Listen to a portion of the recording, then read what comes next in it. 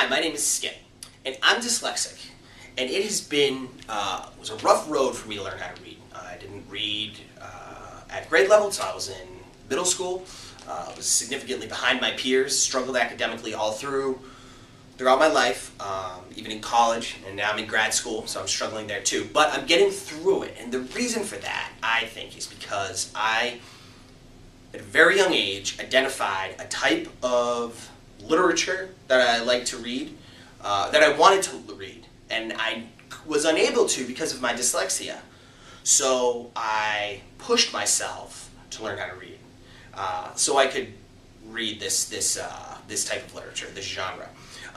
And if this is a thing that I think at the time, it's just comic books. This is Uncanny X-Men number 262 from 1990. This is the first comic book I purchased with my own money.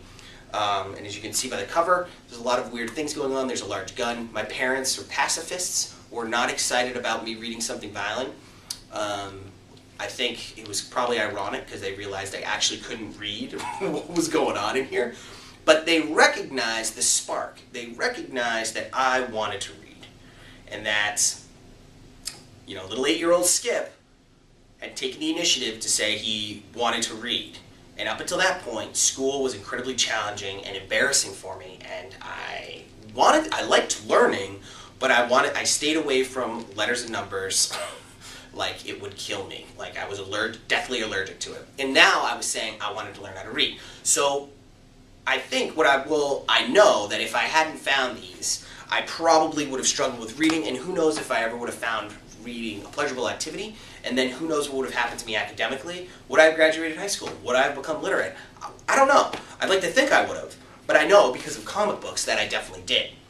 So the reason I'm saying this is because if you have a kid or a niece or nephew or even a friend who has difficulty reading, expose them to different genres. Comic books are not for everybody, but it might be the thing that clicks that gets the person to read. Maybe it's some other kind of genre of literature.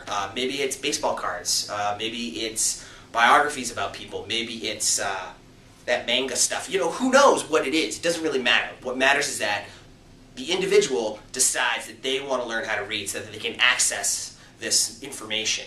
I wanted to know what Forge was saying to Banshee, so I learned how to read.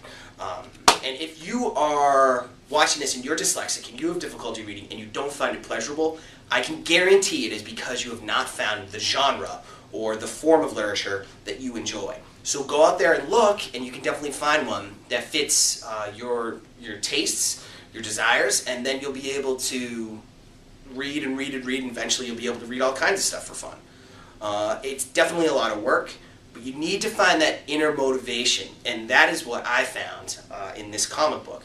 I found inner motivation and inner desire to read, and that basically is why my dyslexia is not bothering me now as much, because I'm beyond reading level.